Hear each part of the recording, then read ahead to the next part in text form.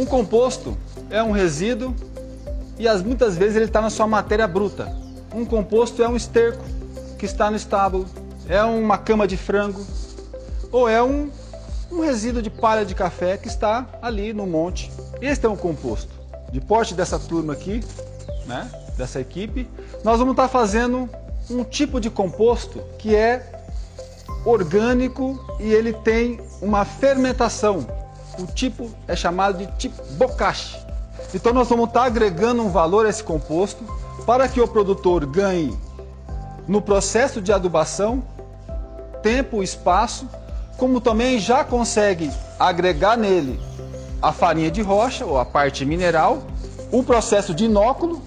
É muito importante então já levar para o campo essa matéria, esse composto bruto, já de uma forma inoculada para o campo e no processo já mais em decomposição, para que a planta ou o solo seja nutrido e posteriormente a planta recebe essa fertilização. Para esse composto, o que vai fazer com que o agricultor ganhe com ele é principalmente porque se você fosse jogar numa roça de café 1 tonelada de esterco, esse esterco teria ali uma atividade, uma agregação e retornaria aquele resíduo para a planta que ele está sendo utilizado.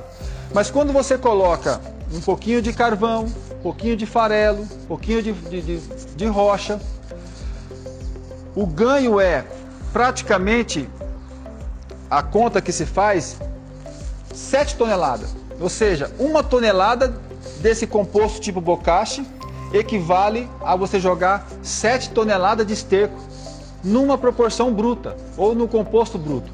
Então essa é a vantagem, porque você tem aqui uma quebra da matéria, uma fermentação através da microbiologia, transformando esse composto em outro tipo de composto, mas com esses agregados, principalmente os minerais que vão nutrir essa planta. Um dos ingredientes, ou dos ingredientes, que nós vamos utilizar para fazer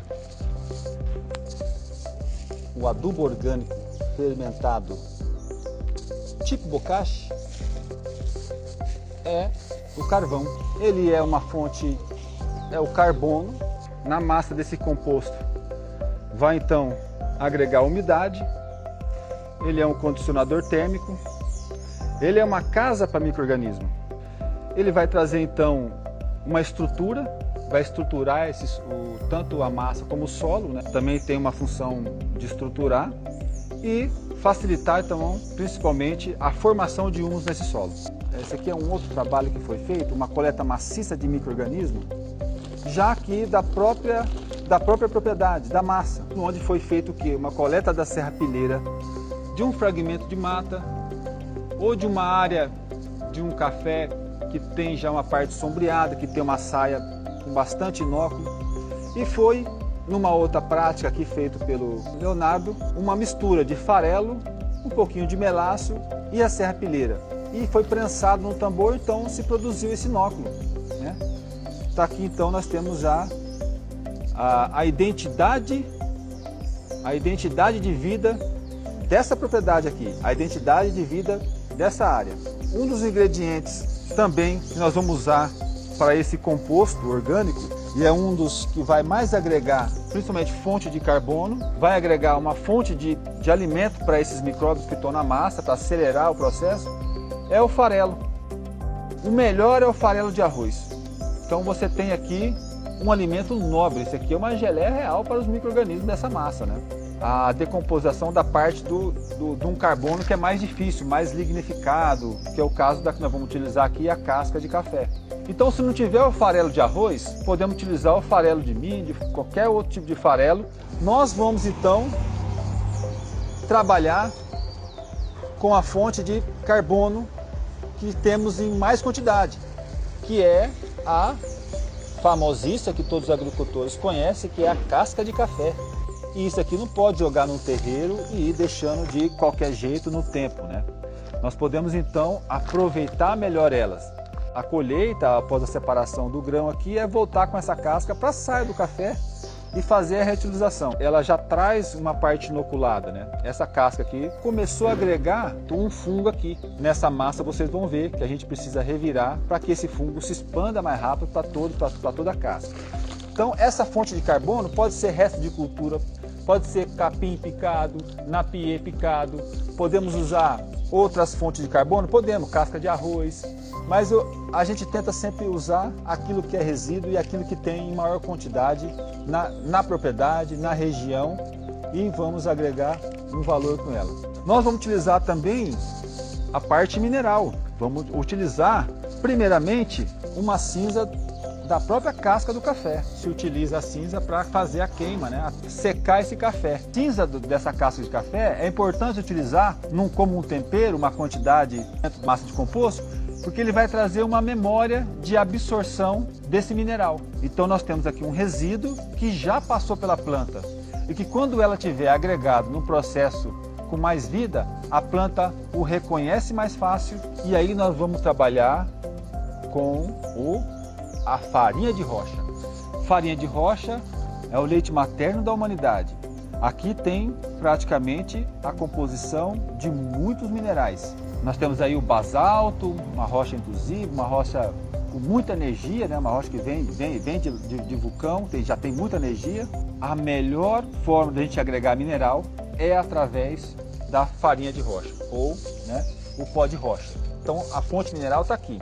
Uma das coisas que nós vamos trabalhar também é com a terra, de preferência uma terra argilosa, uma terra local, porque já vai ser fonte de um inóculo. Nós vamos ter já aqui, né, um micro-organismo já, né, adaptado aí do solo. Ela vai agregar 1/3 a mais no adubo. Ela vai aumentar a concentração desse adubo. Vai também regular a temperatura e vai regular a umidade dentro da massa que nós vamos estar produzindo aqui. Então a terra é importante, de preferência argilosa. Mas se não tem argilosa eu não vou fazer. Não, a minha terra é arenosa. Vamos trabalhar com a terra arenosa. Nós vamos dar então a preferência pela argilosa por fato de agregar um pouco de umidade e proporcionar que o fungo se multiplique mais rápido, né? Nós falamos da parte de carbono, nós vamos trabalhar agora com esterco. Todo mundo quer um resíduo, que em qualquer propriedade temos uma vaca, ou o melhor, o primeiro esterco que é melhor, com uma fonte de nitrogênio maior, seria o de galinha. Depois vem, né, o de ovelha. Depois do de ovelha, o de cavalo. Aí depois vem o da vaca e o de porco. Ou seja, que tem mais um resíduo. O resíduo mineral do esterco é muito pouco, tá bom? Nós vamos estar trabalhando aqui com um esterco de vaca, uma cama aqui de um trato de animal com o resto de esterco. Já tem uma fonte de carbono já com o esterco. Então o esterco ele vai trazer um inóculo e é uma fonte de carbono também. Ele é uma fonte de nitrogênio que vai então fazer uma relação ou contrabalancear a parte de carbono que nós vamos estar utilizando.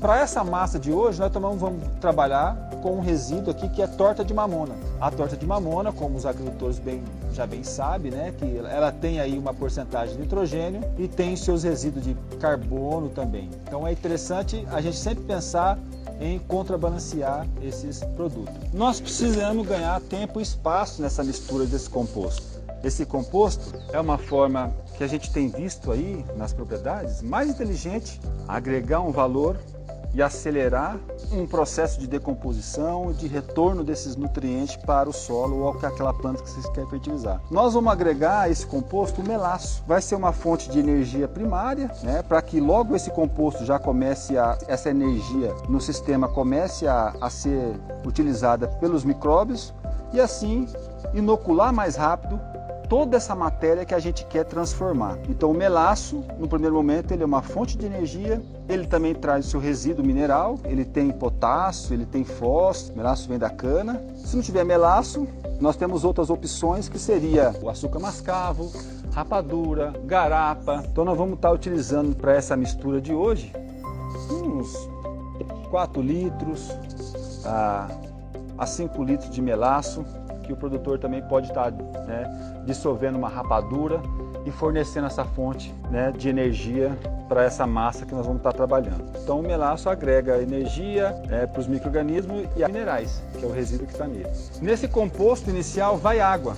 Nesse composto inicial, a água, para cada 1,5 tonelada de composto, nós podemos trabalhar, para a gente não umedecer demais e também não faltar água para a massa, a gente costuma formalizar o uso de 100 litros de água. O produtor, então, com esses 4 litros de melaço, ele vai preparar aqui, então, né, uma água que não pode passar de 100 litros, para ele praticamente não errar na umidade. A gente tem que sempre trabalhar com um pouco de água, e essa água é na proporção que a gente tem mais costume prático de trabalhar. O produtor prepara 100 litros d'água e vai jogando e vai distribuindo um pouco essa mistura. Nós vamos iniciar então com a parte de carbono, a palha, o resto de cultura, a casca do café, aquilo que o agricultor tem. Nessa mistura aqui, o interessante é a primeira camada, nós vamos trabalhar os ingredientes por camada, porque assim é melhor para nós homogeneizar essa mistura.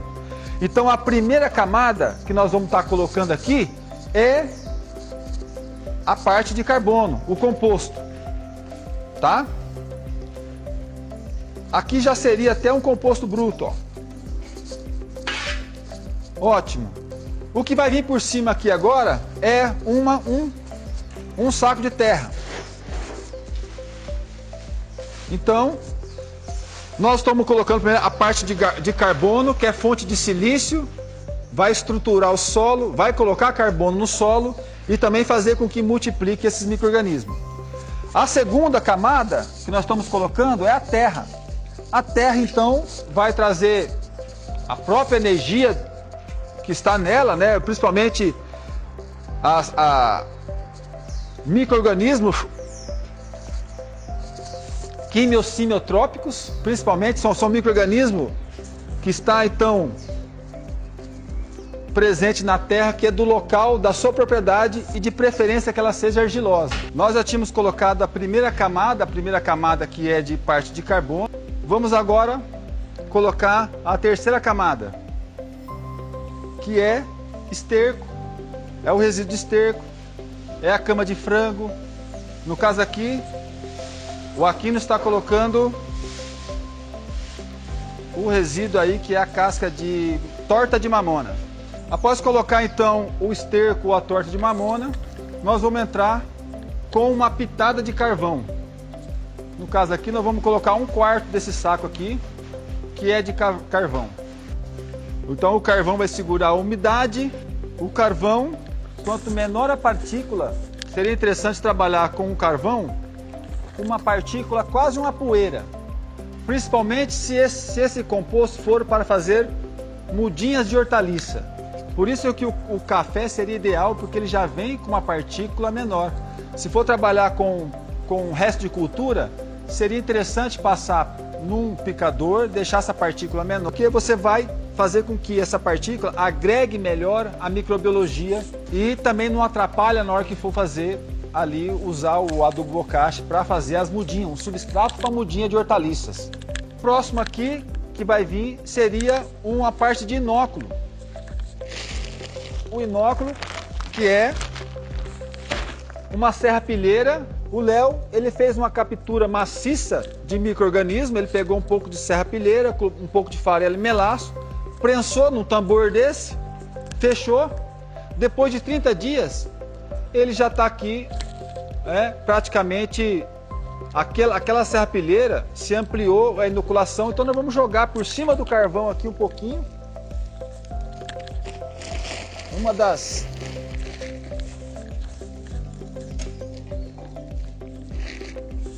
Para uma massa de 1,5 tonelada, você pode jogar até 10 kg desse inóculo, tá? 10 kg de serrapilheira. Aqui dá para ver. Então, olha que bonito. Essa captura. Já dá para ver que, então, esse primeiro fungo decompõe, bem agregado na matéria orgânica, né? Praticamente aqui é um actiomiceto. Então isso vai ajudar a essa massa. Por cima disso aqui agora nós vamos colocar o farelo. O farelo então já é um amido numa forma aqui para esses micro-organismos. Excelente nutriente. além de agregar carbono, né? Agregar nutrientes para a vida dessa massa. Depois do farelo, aqui é o farelo de arroz. O mais nutritivo e o melhor para se trabalhar é o farelo de arroz, né? Farelo de milho, farelo de trigo, né? A procedência dos materiais também pode contar. É importante saber de onde estão vindo esses materiais. Agregou o farelo? Vamos entrar com a parte mineral. Então aqui não vai colocar um pouco da cinza. Então você sabe que o café ele tem uma memória de absorção. Cinza é árvore, cinza é madeira. Madeira volta a ser cinza, volta a ser solo, né? Tudo está conectado aí, então você tem essa memória. Um pouquinho desse... Vamos entrar com o basalto agora para agregar, porque a cinza não tem tanto mineral, é um resíduo. Então vamos entrar agora com o pó de rocha.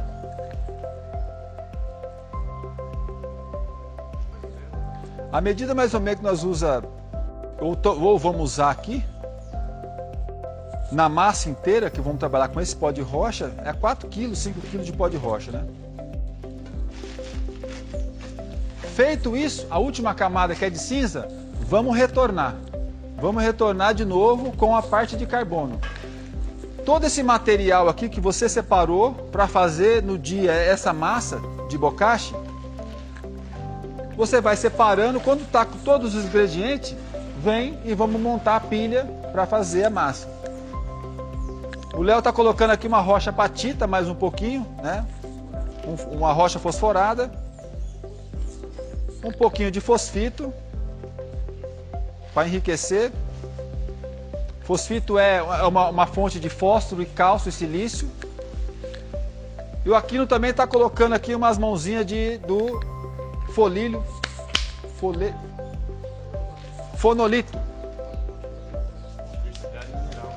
Bom, agora vamos retornar com outra. E aqui nós vamos entrar com um pouquinho da água já dissolvido melado, a energia do melaço. Vamos dar essa energia nessa primeira pilha.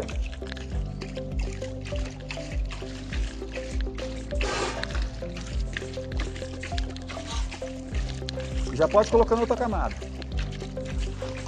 Casca, carbono. Casca de café.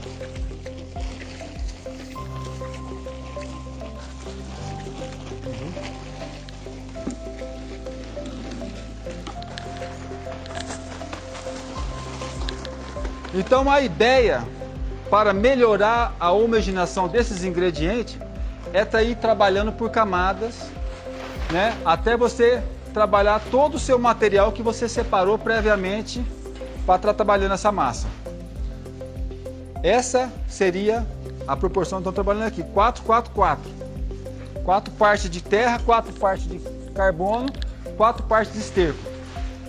E aí o tempero é a rocha, o farelo, que é os agregantes, o carvão.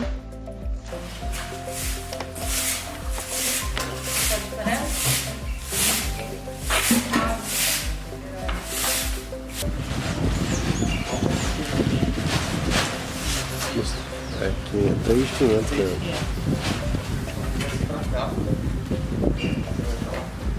Esgotar todo o material que você separou para fazer a massa, está aqui a camada pronta, né? Nós vamos fazer essa então homogeneização.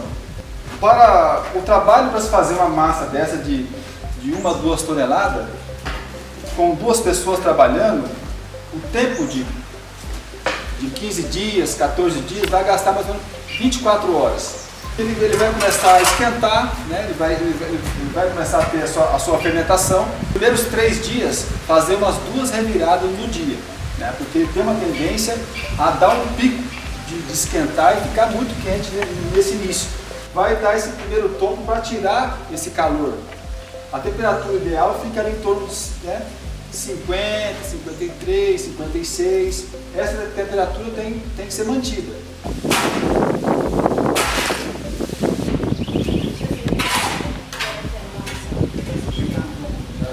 Da Embrapa. Só que o teste que vê se acertou na umidade é você pegar um pouco da massa, né, vem aqui no fundo, e ela, você vai fazer uma pressão nela, fazer um torrãozinho assim e não pode escorrer nada.